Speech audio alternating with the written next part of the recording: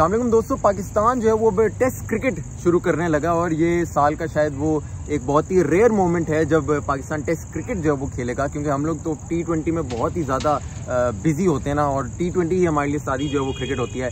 लेकिन let's hope कि test cricket में अब क्या होने वाला है। एक तो वही पिचेस का बहुत ज़्यादा मसला बन रहा है कि टेस्ट क्रिकेट में जो पिचेस हमारी बनने वाली हैं, यानी कि स्पिनर्स ओरिएंटेड, जहाँ स्पिनर्स को ज़्यादा फ़ायदा होगा, क्या ये पाकिस्तान को लॉन्गर वर्जन में मिल जाएगा फ़ायदा इससे? अफा, मैं इस पे कमेंट करने से पहले थोड़ा सा चाहूँगा, अगर आप इजाज़त दें, थोड़ा सा बैकग्राउंड में चले जाएं। आपको याद होगा कि लास्ट जब हमने इंग्लैंड को सीरीज़ हराई थी तो बहुत ज़्यादा बात की गई थी कि क्या आकिब जावेद की प्लानिंग है, क्या माइंड है, ज़बरदस्त पिचेस बना दी।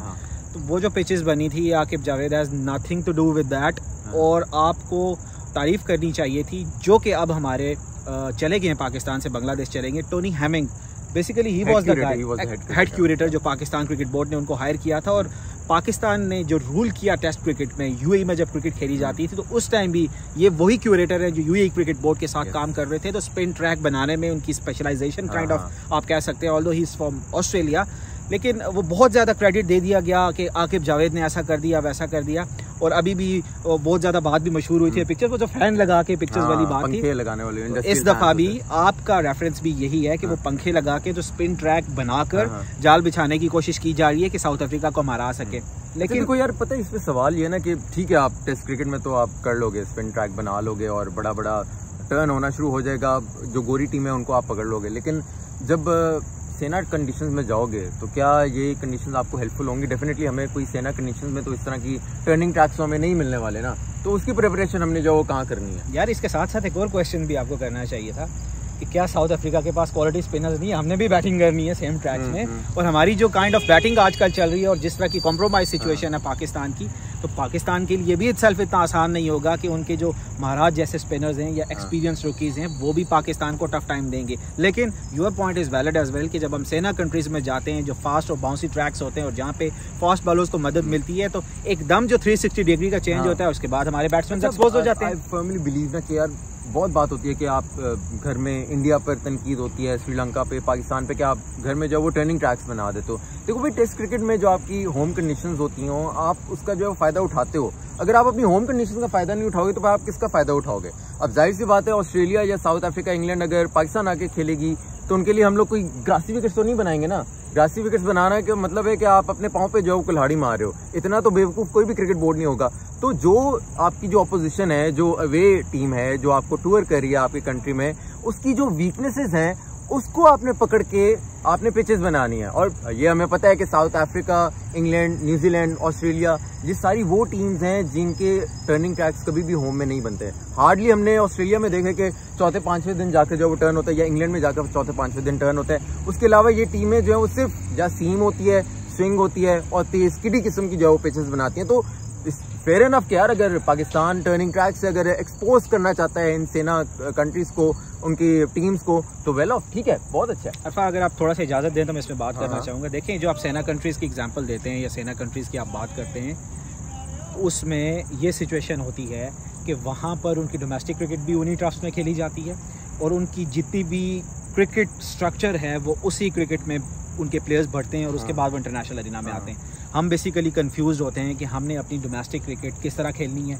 एकदम आ जाता है कि ऑस्ट्रेलिया से हम सॉइल लेकर आ रहे हैं, या फिर समटाइम्स इस तरह की सिचुएशन बन जाती है कि आप फास्ट ट्रैक्स बना रहे हैं, लेकिन जब इंटरनेशनल क्रिकेट की वापसी होती है तो आप रिटायर्ड प्लेयर्स को भी वापस ला के और स्पिनर्स को टीम में इंक्लूड करके तो आप जितवाने की कोशिश करते हैं। तो ये कंफ्यूजन दूर होनी चाहिए। वंस फॉर ऑल डिसाइड कर लें कि हमारी जो डोमेस्टिक क्रिकेट है या हमारी स्ट्रेंथ है, हमारे इस पूरे सेक्टर की, पाकिस्तान की, वो स्पिन ट्रैक्स हैं, तो आप डोमेस्टिक में भी वही पिचेस बनाए ना। तो यार यहाँ एक सवाल है, नहीं, यहाँ एक सवाल है। यहाँ सवाल ये है कि पाकिस्तान के तो हमेशा से मैच विनर फास्ट बॉलर्स रहे हैं, स्पेशली इन 90s या 80s की अगर आप बात करो, तो अब आकर हम लोग कैसे अपने स्पिनर्स को, बिल्कुल भी टिल मान ले, जो हमारा एक लेजेंडरी स्टेटस जो रहा है वो फास्ट बॉलर्स को मिला है यार। स्पिनर्स तो कभी भी, ये तो सिर्फ यूएई में हम लोगों ने खेलना शुरू किया था, तो तब से हमें स्पिनर्स को थोड़ा मिलना शुरू हो गया था कि यार ये हमारे लिए मैच विनर्स हैं, वरना से हमेशा जो फास्ट बॉलर्स थे वो हमारे लिए मैच विनर रहे हैं। देखिए आफा, यूएई की आपने एग्जांपल ली, यस, पाकिस्तान का यूएई में 8 से 10 साल क्रिकेट खेलने के बाद सिनेरियो डिफरेंट हुआ है। वहाँ पे आपने स्पिन ट्रैक्स के ऊपर ही आप नंबर 1 टेस्ट टीम बने। आपने अब्दुर्रहमान, सईद अजमल जैसे स्पिनर्स को लेकर गए, जुल्फकार बाबर जैसे स्पिनर्स को ले गए, यासिर शाह जैसे स्पिनर्स की बदौलत ही आप टेस्ट नंबर 1 टीम बने। तो ये वहाँ की कंडीशंस को आप यहाँ रेप्लिका करने की कोशिश कर रहे हैं, तो ये वो टेन्योर था जहाँ पे उस तरह के फास्ट बॉलर्स हमें नहीं मिले। लेकिन उस दौर में जो फास्ट बॉलर्स थे अरफा, जुनैद खान, इमरान खान जूनियर, इसके साथ साथ वहाब रियाज भी काफ़ी अर्सा टेस्ट क्रिकेट खेलते रहे, और उसके बाद शाहीन शाह अफरीदी बड़े अरसे के बाद आए। तो मोहम्मद अब्बास को भी अगर आप इंक्लूड कर दें तो ये लेजेंडरी टेस्ट बॉलर्स इसलिए हैं अरफा कि उनको पिचेस के हवाले से कोई सपोर्ट नहीं मिलती थी, उसके बावजूद उन्होंने अपनी कैपेसिटी में बहुत ही अच्छी पाकिस्तान को जितवाई भी हैं, विकेट्स भी ली हैं। और अगर आप ट्रैक रिकॉर्ड उठाएं तो डेड पिचेस के ऊपर उन्होंने रिवर्स स्विंग की बदौलत जो कि आप खत्म हो गई। थोड़ी सी जो मुझे सबसे ज़्यादा दुख होता है ना वो मोहम्मद अब्बास और मीर हमजा को देख कर होता है, क्योंकि करंटली अगर देखें ना तो डोमेस्टिक क्रिकेट में इन्होंने अन्यवाह जो है ना विकेट्स लिए हैं। और डोमेस्टिक क्रिकेट में अगर बात करें तो दैट मीन्स के मुख्तलिफ कंडीशंस में इन्होंने बॉलिंग की और फिर विकेट्स लिए, और दोनों ने काउंटी क्रिकेट भी खेली है। काउंटी क्रिकेट में भी जो है वो ठीक ठाक उन्होंने विकेटें लिया है, लेकिन इन पर एक टैग लग गया जो अनफॉर्चुनेट बात है सिलेक्शन कमेटी की तरफ से कि ये पेस इनकी कम है। ये सिर्फ जो सीमिंग कंडीशंस होती हैं या ग्रासी कंडीशंस होती हैं, थोड़ी सी जो है वो अगर ओवरकास्ट हो जाए सिर्फ ये वहीं चल सकते हैं। अगर थोड़ा सा स्पिनर्स के लिए फेवरेबल कंडीशंस होंगी तो इनको बिल्कुल साइडलाइन कर दिया जाता है और इनको लाया जाता है 3 साल के बाद एक टेस्ट मैच खिला दिया जाता है। और वो भी मेरे ख्याल से गलत बात है, क्योंकि यार इस तरह की जब आपके पास डोमेस्टिक के एक्सपीरियंस फास्ट बॉलर्स हो उनको सिर्फ इस वजह से कि इनके पास पेस नहीं है उस वजह से डिस्कार्ड कर देना, I think that is wrong. Arfa, आप सिर्फ स्क्वाड की बात कर रहे हैं, वो मुझे तो डर है कि प्लेइंग 11 में भी हम इस दफ़ा साउथ अफ्रीका के अगेंस्ट एक फास्ट बॉलर के साथ जाने का प्लान कर रहे हैं और 3 स्पेशलिस्ट स्पिनर्स के साथ आप जाने की प्लानिंग कर रहे हैं। नोमान एंड आसिफ अली। ओके, मुझे लग रहा है कि आसिफ अली बैक पे होगा, 2 के साथ जाएंगे, 2 फास्ट बॉलर्स होंगे। देखिए, आई फील लाइक कि अभी भी इनका जो प्लान था, पहले तो ऐसा लग रहा था कि अगर आमिर जमाल को इंक्लूड करते हैं तो वो आपका बैकअप फास्ट बॉलर के तौर पे ऑलराउंडर काम कर सकते हैं। लेकिन जब आपने उन्हें रिलीज कर दिया स्क्वाड से तो आई स्टिल बिलीव कि जिस तरह का स्पिन ट्रैक बनाने की कोशिश कर रही है पाकिस्तान का जो बॉलिंग कॉम्पोजिशन होगी वो 3 स्पिनर्स प्लस 1 फास्ट बॉलर। अच्छा, एक और बात हो रही है कि विकेट कीपर कौन होगा। डेफिनेटली मोहम्मद रिजवान जो है वो फर्स्ट चॉइस होंगे विकेट कीपर, लेकिन बैक पे हमारे पास कौन हम लोग बना रहे हैं, क्योंकि बेंच स्ट्रेंथ पे हमेशा